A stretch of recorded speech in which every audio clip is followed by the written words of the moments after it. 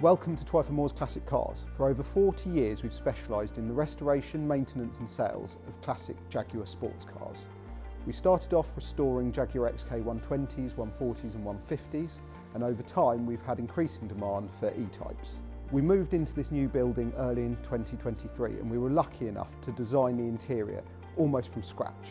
This has allowed us to create a light, airy and warm space for our staff to work in, and it's incredibly efficient. This modern, well-insulated building makes for a much nicer and more efficient working environment for our staff and for the cars. This is our main workshop. Up this end we have room for 4 cars undergoing long-term work such as restorations, and at the other end we have 4 ramps for regular servicing and maintenance. This tends to be the busiest area of the workshop with cars coming and going all the time. We took the opportunity when designing the workshop to standardise our workbenches and toolboxes. This not only was an aesthetic decision, making the whole workshop look neater, but also is modular, allowing each technician to move their toolbox to whichever car they're working on.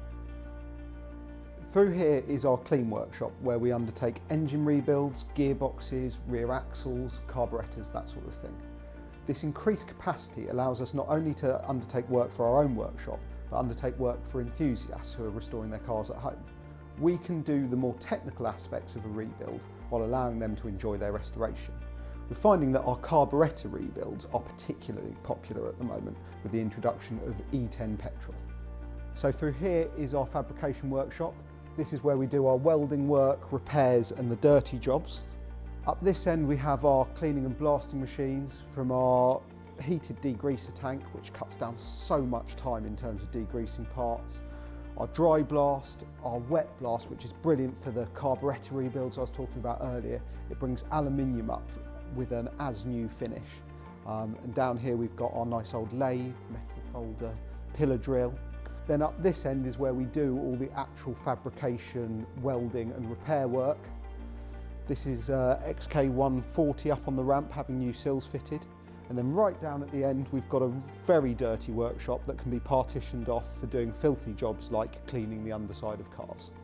Through here we have a good sized store where we keep new parts in stock. We stock parts for XKs and E-Types, allowing us to keep things moving through the workshop quickly. Keeping this stock of parts makes us as efficient as possible, especially with challenging global supply chains. Through here we have our meeting room.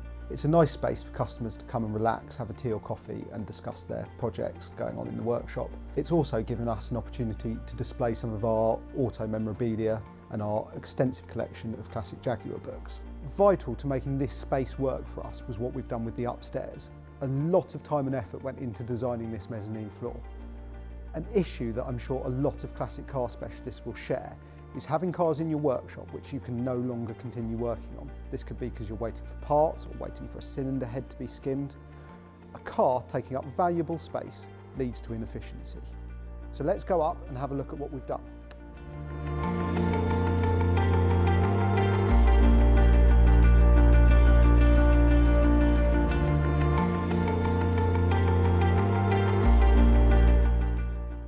Creating this storage floor resolves that issue for us. Cars waiting for work, waiting for parts or waiting to be collected come up here where they're safe and secure. We also keep cars that we're offering for sale up here. This facility allows us to keep the main workshop clear at all times.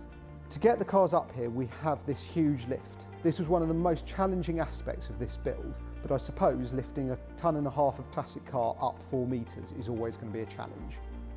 In designing and creating this workshop, we took a long-term view, and when you're doing that, you have to think about sustainability. To that end, we've fitted the whole roof with a massive array of solar panels. We've also fitted the building with air source heat pumps for heating and cooling. Combined with a well-insulated building, this makes it so efficient.